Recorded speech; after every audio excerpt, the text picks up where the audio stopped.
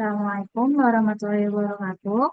Perkenalkan, nama saya Kaim Sandra Ziza dengan NPM 2206089360. Di sini saya akan mendemonstrasikan pembuatan konten web berdasarkan 15 elemen Dubbing Core. Yang pertama, kita akan buka structure, lalu ke taksonomi. Nah, di sini saya sudah membuat tiga taksonomi. Yang pertama ada pencipta arsip,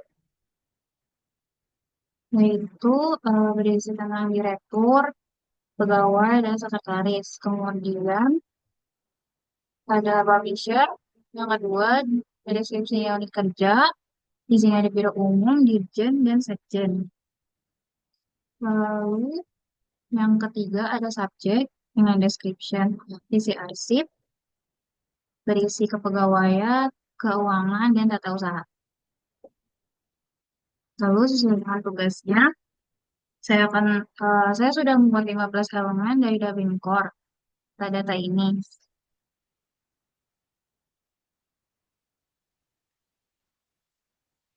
Di dokumen Dubbing Core itu sendiri. Lalu kita buka manage file dan di sini ada 15 elemen yang sudah saya buat. Yang pertama ada kontributor, maaf, dengan entity reference division untuk file type-nya dipakai karena kontributor biasanya sudah terdata dalam taksonomi sehingga lebih aman dan konsisten daripada teks bebas. Kemudian yang kedua di sini ada coverage dengan file type-nya text plain. Di sini kenapa saya memakai? Karena coverage ya sifatnya keterangan sederhana tentang cakupan dokumen. Jadi cukup cukup teks biasa tanpa struktur khusus. Yang ketiga ada creator. Di sini saya milihnya entity reference revision untuk file type-nya. Creator perlu konsisten perlu konsisten merujuk ke daftar pencipta arsip, maaf, pencipta resmi, makanya memakai reference bukan input manual. Lalu yang keempat ada date dengan file type-nya date. Lalu supaya tet- format tetap tanggal baku dan tidak salah input. Opsi date adalah yang paling tepat. Lalu ada description. Di sini file type text format long text summary. Deskripsi bisa panjang dan perlu format tambahan. Jadi membutuhkan format yang fleksibel. Lalu ada format dengan file list text. Pilihan format file tidak benar ini sudah bagus sehingga cocok dibuat sebagai menu pilihan. Lalu ada identifier dengan file typeset text plain.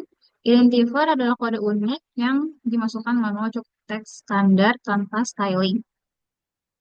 Kemudian ada language, yaitu list text, bahasa dokumen hanya beberapa opsi. Jadi, list menjaga konsistensi dan mencegah variasi penulisan.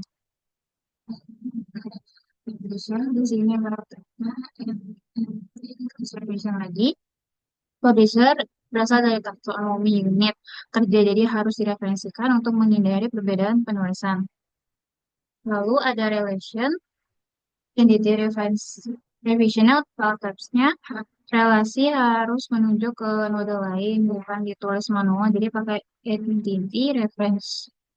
Kemudian ada rights, file types-nya itu list text, maaf. Hak akses biasanya terbatas pada beberapa kategori, sehingga lebih efisien berupa pilihan drop down. Kemudian ada search. Di sini file type-nya itu text plain, sumber dokumen berisi informasi bebas dan referensi sehingga format teks sederhana sudah cukup. Untuk subjek, di sini memakai entity reference solution lagi untuk file types-nya. Subjek dokumen sudah dibuat dalam taksonomi sehingga wajib dipilih dari term yang tersedia. Lalu ada title, text plain long untuk file types-nya. Judul dokumen bisa panjang, tapi tidak butuh format khusus. Jadi file dokumen yang paling cocok. Untuk title,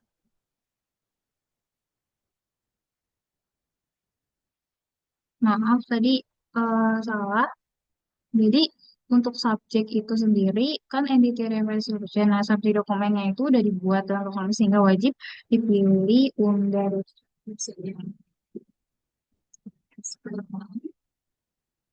Nah, bisa panjang tapi tidak butuh format khusus, jadi versi paling cocok. Lalu yang terakhir adalah type dengan tabnya respect label di dokumen itu bersifat kategori tetap sehingga drop down list menjaga keseragaman. Oke, selanjutnya saya akan mengatur tampilan agar metadata tampil rapi dan logis dengan mengklik Manage Display.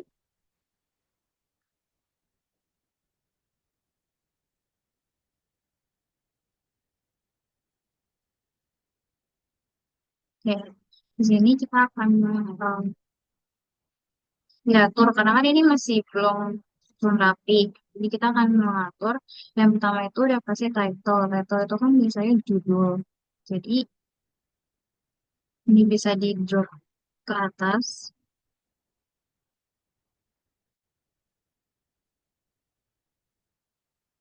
Oke. Lalu yang kedua ada description. Subset ke atas, setelah title, lalu yang ketiga ada creator. Creator ini informasi membuat dokumen yang penting, jadi harus terlihat di atas, di awal. Oke, selanjutnya ada kontributor ini udah pas di sini diletakkan setelah creator karena itu pendukung proses pembuatan. Lalu ada publisher di bawah kontributor. Kenapa di sini? Karena menunjukkan unit yang mengeluarkan dokumen logis setelah membuatnya. Setelah publisher tentu saja biasanya ada tanggal atau date.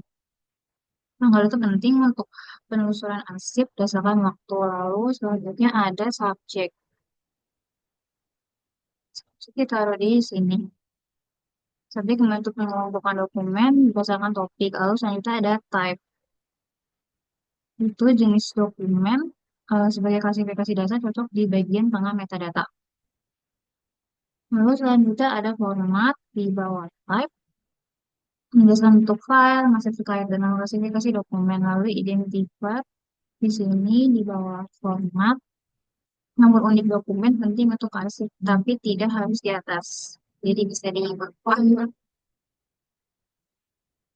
Kemudian ada language, ini ada bahasa. Bahasa dokumen adalah informasi tambahan, tidak mendesak. Di Indonesia itu ada banyak bahasa. Lalu selanjutnya ini ada coverage. Di ruang lingkup bersifat mendukung, pantas berada di bawah. Lalu ada rights di sini, di bawah di bawah coverage. Maksudnya. Oke, ini rights karena nanti itu ada hak asas aturan administratif sehingga tidak perlu di awal. Kemudian ada search. Nah, search di sini asal dokumen merupakan info tambahan cocok menjelang akhir. Dan yang terakhir ada relation. Dipakai apabila dokumen terkait sehingga paling tepat berada di posisi terakhir. Oke, itu sudah saya atur dengan urutan yang benar. Lalu kita akan see. Setelah itu, saya akan memulai entry data menggunakan konten tab yang tadi saya buat.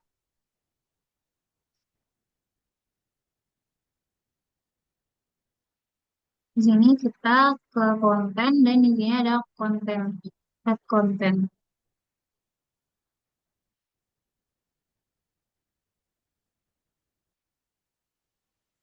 Konten lalu pilih dokumen dari import. Nah, di sini sudah berurutan, sesuai dengan tadi saya tulis.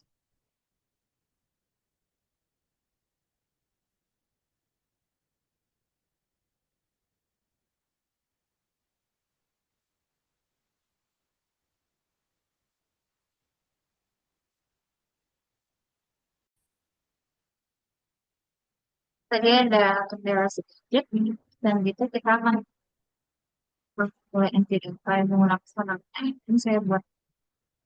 Yang pertama di sini kita ke konten, lalu ke konten. Dokumen Davenport. Oke, baik. Sini, silakan tertulis surat tugas selama perjalanan.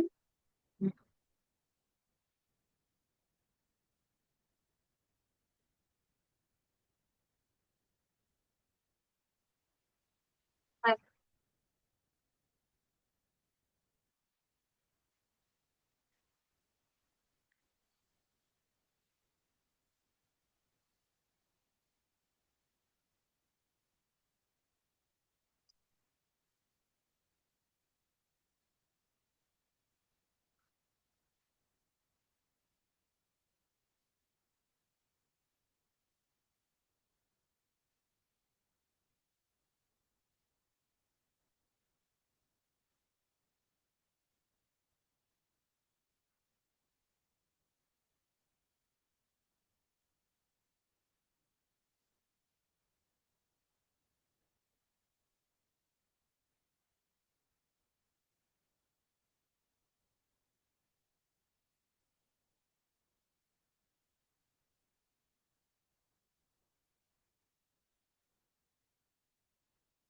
selanjutnya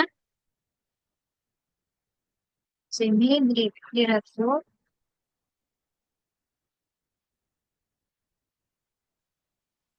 subjeknya kepegawaian,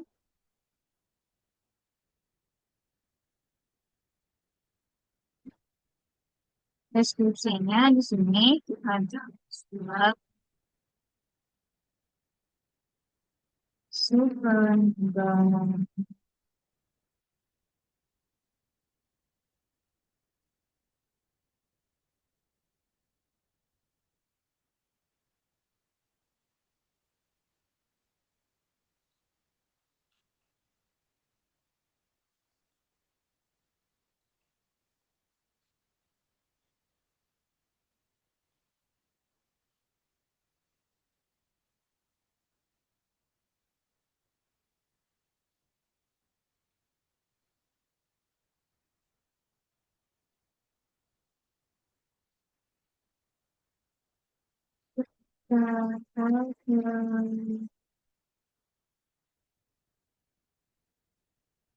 Kegiatan dan perizinan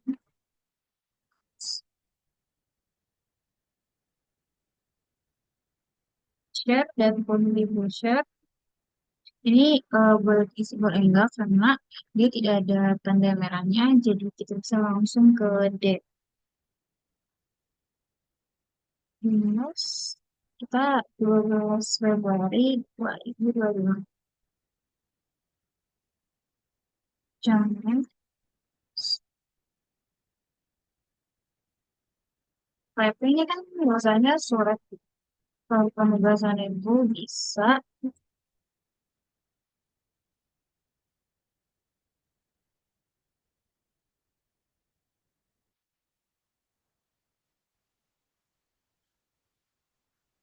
Nah, maka bisa PDF, bisa Docs juga.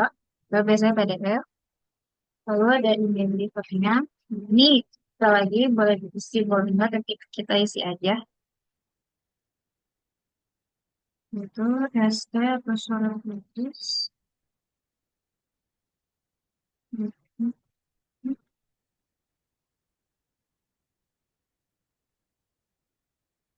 Dan untuk source-nya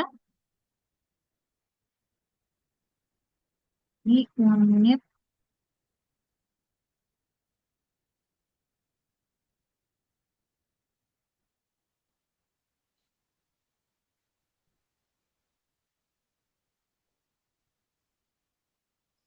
sekitar relational laporannya ini eh, saya bisa diisi, tapi karena nomor lagi tadi umur tanda merah, jadi warna putih, jadi ada komunikasinya.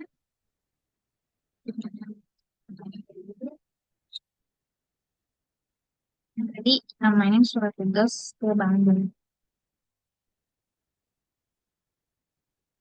Untuk flashnya internal ini biasanya kalau kayak gini terbuka sih. Nah, kita selesai. Mau dari sini kreatornya nggak usah diisi dulu.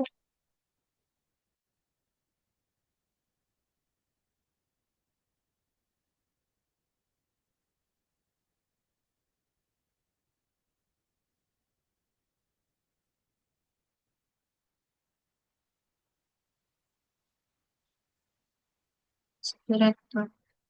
Oke.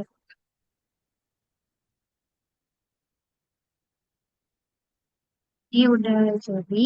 Yang pertama, untuk mode pertama itu dokumen Dapingo, surat tugas dan dinas ke Bandung. Tampilannya akan seperti ini. Kita akan bikin yang kedua. Boleh ke konten, lalu add konten,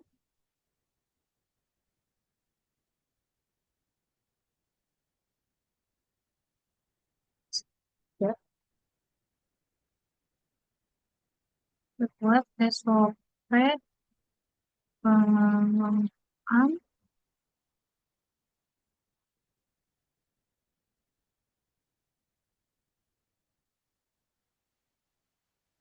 isi tahun 2025.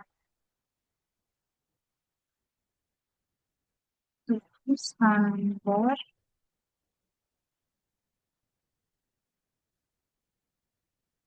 hmm, hmm, hmm, hmm,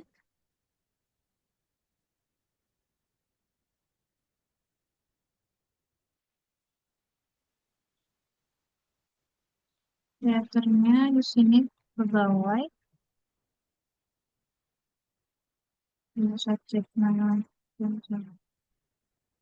tapi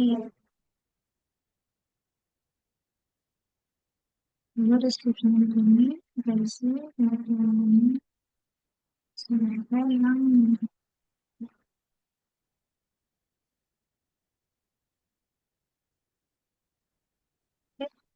berisi mengenai penerimaan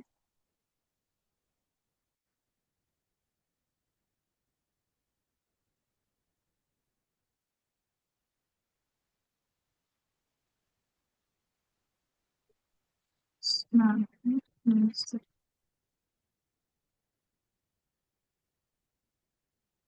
usernya,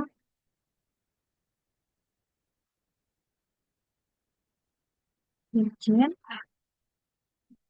lalu kontributornya,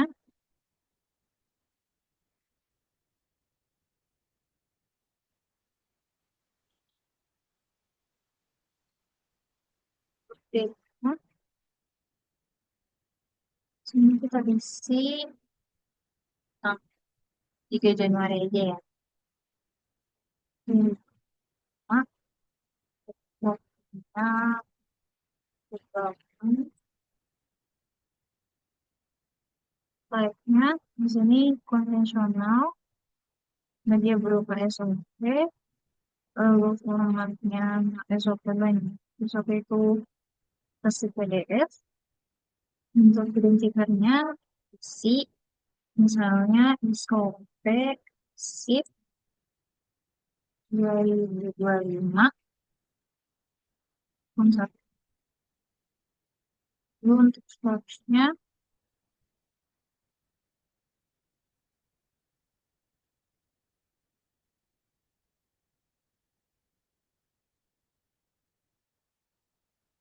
bahasa Inggrisnya Indonesia, relation-nya,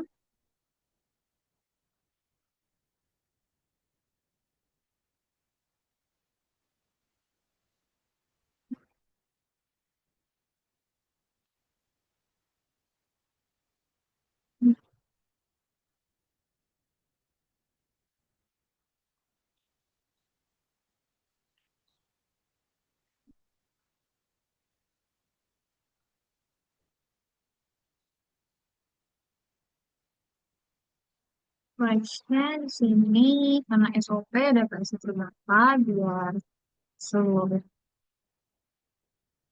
pegawainya bisa melihat. Lalu kita save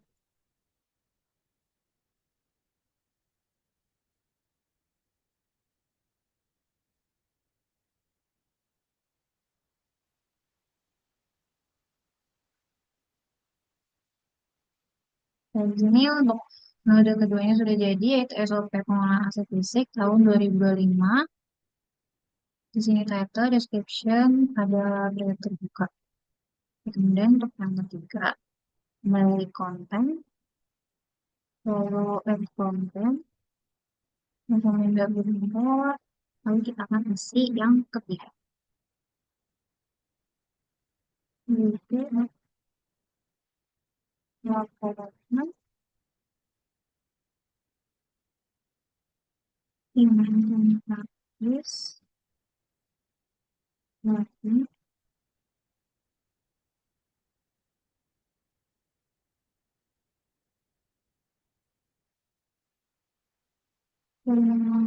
in hingga Juni tahun 2025. Operator yaitu lengkap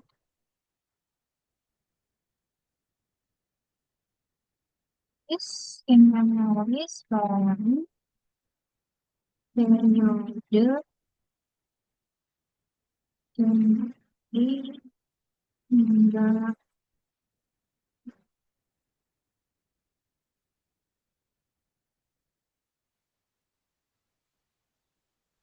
pada sini dapat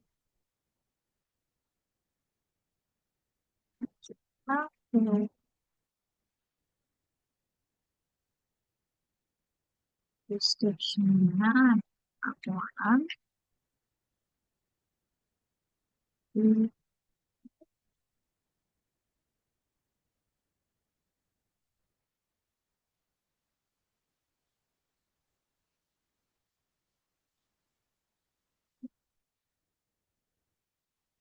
jumlah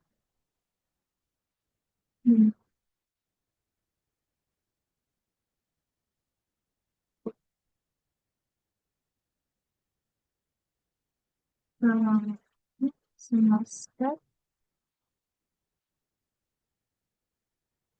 yang lalu komisioner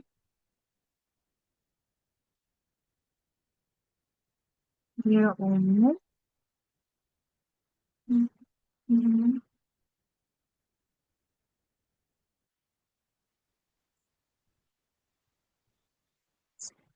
untuk date lalu tanggal 30/5/2025 kemudian lalu sini formatnya di sini karena kan biasanya kalau untuk itu berapa bulan pasti menggunakan Excel jadi kita pakai Excel. Nah, untuk editingnya kita isi nanti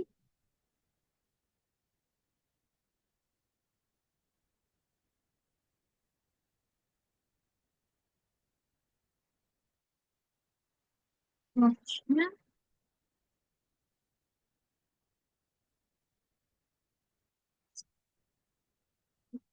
ke Indonesia nasional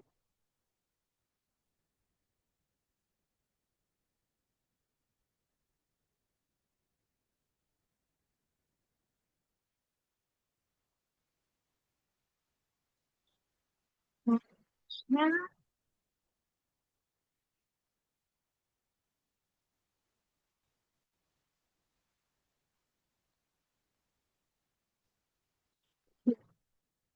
ini karena laporan jadi sifatnya terbatas hanya beberapa saja yang bisa juga kemungkinan rahasia kita pun coba saja selesai. Nah ini untuk dari orang ketiga laporan inventaris barang periode Januari hingga Juni 2025 Lalu selanjutnya kita masuk ke konten yang keempat. Model keempat. Add content, bakal kita import, lalu versi.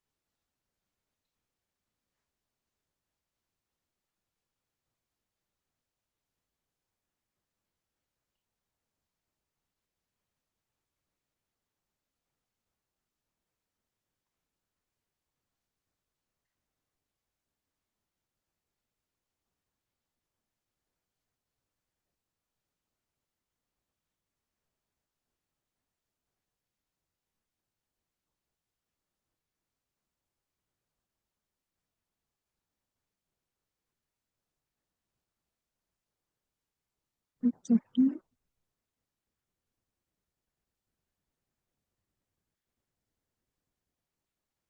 description-nya ini.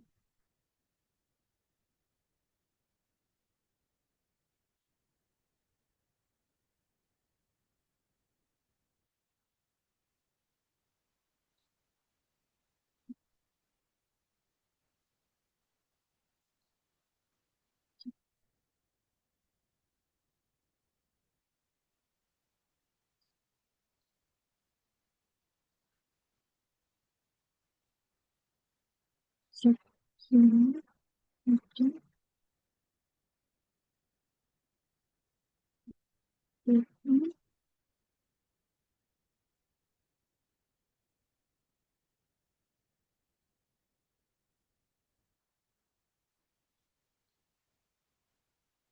sih karena pengembangan jadi bisa image atau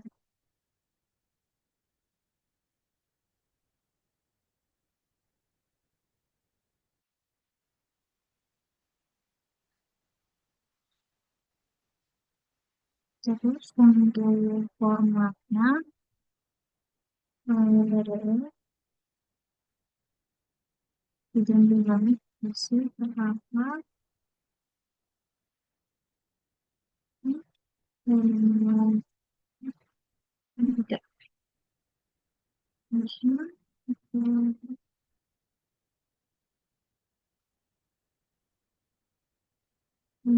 ya Indonesia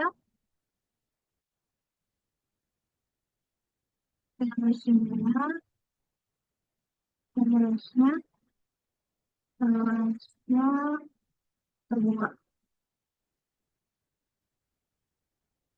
Ini untuk yang keempat sudah selesai. Lalu kita akan membuat mode yang terakhir yaitu konten format terakhir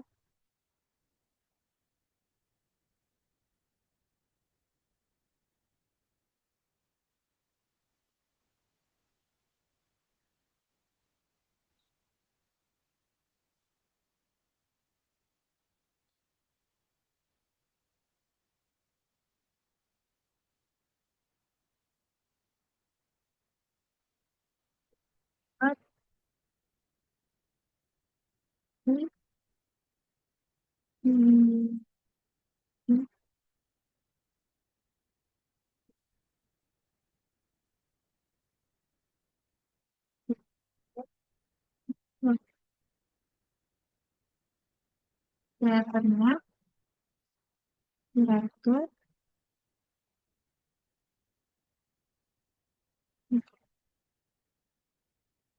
salah nggak untuk description-nya di sini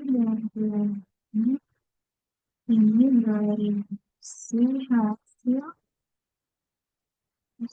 evaluasi kinerja saya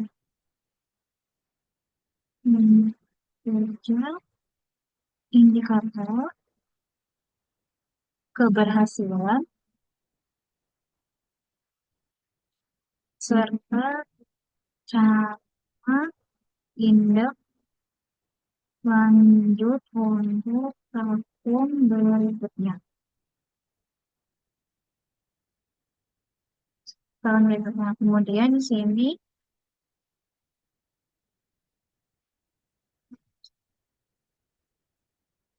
Dirjen,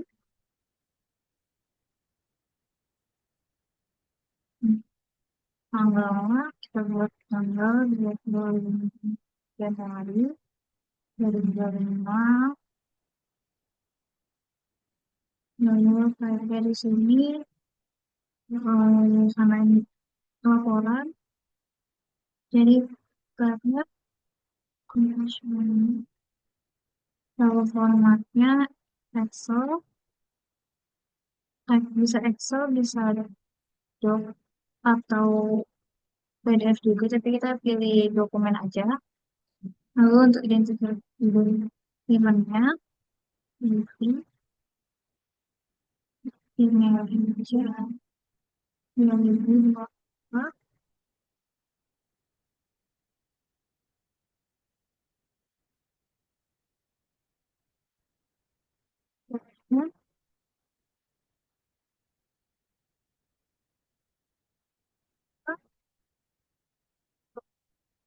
Indonesia,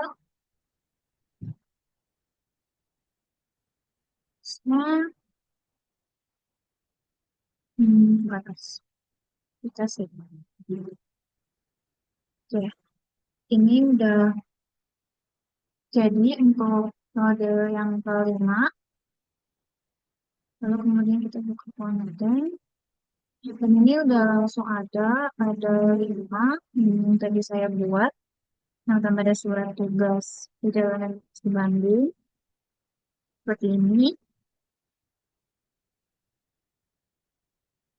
Lalu ada yang SOP pengelolaan, ini.